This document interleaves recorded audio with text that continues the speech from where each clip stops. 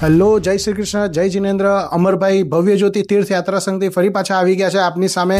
તો sign in ભવ્ય જ્યોતિ સાથે યાત્રા પાર્ટ 1. તો પાર્ટ 1 માં આપને ભવ્ય જ્યોતિ જે યાત્રા કરાવવા માંગે છે એ છે દક્ષિણ ભારત યાત્રા, જેમાં આપને તિરુપતિ, કન્યાકુમારી, રામેશ્વરમ, મદુરાઈ અને ત્રિવેન્દ્રમ આ યાત્રાનો સમાવેશ થશે. હવે પાર્ટ 1 માં જ્યારે આપણે દક્ષિણ ભારતની યાત્રા વિશે જાણકારી આપી રહ્યા છે તો એમાં યાત્રા ફી તેમજ દિવસો તેમજ કઈ કઈ તારીખો એ બધી તો જાણકારી તમને પેમ્પલેટમાં મળશે, પણ અહીંયા તમને યાત્રાની ફી, સાઇટ સીન ખર્ચો તેમજ દિવસોની જાણકારી આપીશું. હવે દક્ષિણ ભારતની યાત્રા આપની રહેવાની છે 9 થી 10 દિવસની, તેમજ આ યાત્રા ફી ફક્ત અને ફક્ત 12,000 રૂપિયા રહેશે. હવે આપણા યાત્રીઓ ઘણી બધી વસ્તુ વિચારતા હશે તો એમાં હું ક્લિયરિફિકેશન આપી દઉં છું.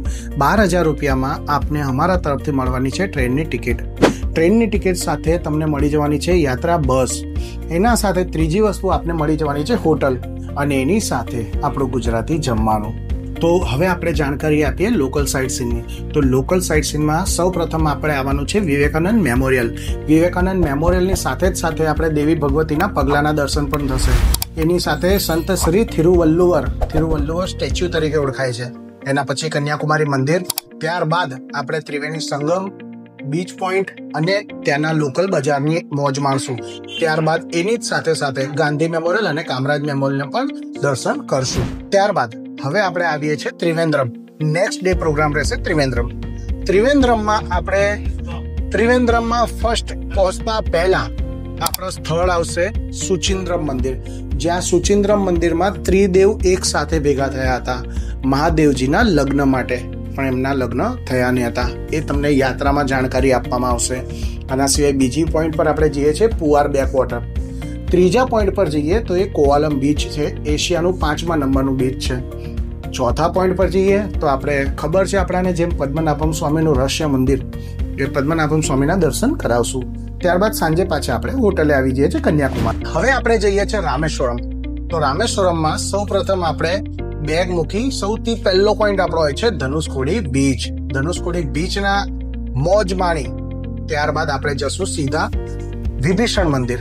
વિભીષણ મંદિરના દર્શન પટાવી ફ્લોટિંગ સ્ટોનને હાથ લગાડી દર્શન માથે લગાડી ત્યારબાદ આપણે જશું પંચમુખી હનુમાનજીનું મંદિર. પછી રામકુંડ, લક્ષ્મણકુંડ, સીતાકુંડ કરી કલામ હાઉસ જોતા શોપિંગ કરી આપણે સાંજે પહોંચશું હોટલે.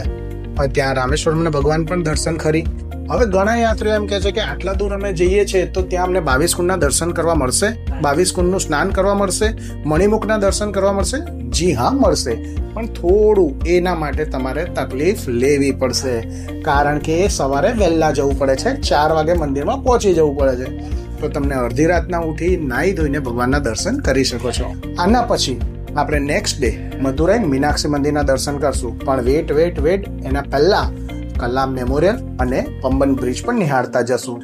મદુરાઈ મીનાક્ષી મંદિરના દર્શન કર્યા બાદ નાઇટ મુસાફરી રહેશે. નાઇટ મુસાફરી કરતા સવારે આપણે પહોંચશું તિરુપતિ. તિરુપતિમાં તિરુપતિ બાલાજીના દર્શન થશે. એના સિવાય પદ્માવતી દેવીના દર્શન થશે. એના સિવાય આપણે ગોવિંદરાજ સ્વામી તેમજ વરદરાજ સ્વામી, કપિલ તીર્થમ, ઇસ્કોન મંદિર, આ બધા જ દર્શન આ પૂરી યાત્રામાં થવાના છે.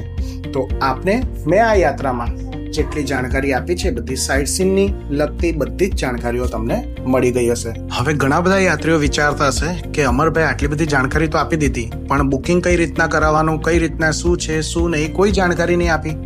એના માટે બી જાણકારી આપું છું. સૌ પ્રથમ આપને બધી જ યાત્રા વિશે અગર આપને જાણકારી જોઈતી હોય તો અમારો એક વિડીયોની લિંક ડિસ્ક્રિપ્શનમાં આપેલી છે. એકવાર ખાલી એટલું જોઈ લો, તમને બધી જ યાત્રાની જાણકારી પણ મળી રહેશે. તથા આ યાત્રાની જાણકારી તેમજ અગર તમને સારી લાગી હોય તેમજ અગર તમારે બુકિંગ કરાવવું છે તો બુકિંગ કરાવવા માટે આધાર કાર્ડની ઝેરોક્સ, પાસપોર્ટ સાઇઝના 2 ફોટો અને 50% યાત્રા ફી લઈને ઓફિસે આવવાનું રહેશે. ઓફિસનો એડ્રેસ પણ અમે નીચે આપી દઈએ છીએ ડિસ્ક્રિપ્શનમાં. તો જલ્દી આવો, બુક કરાવો અને યાત્રા કરો ભવ્ય જ્યોતિ સાથે. તેમજ અમારી આ મહેનત આપને સારી લાગી હોય, અગર ગમી હોય તો આ વિડીયોને શેર, લાઈક અને સબસ્ક્રાઇબ કરો.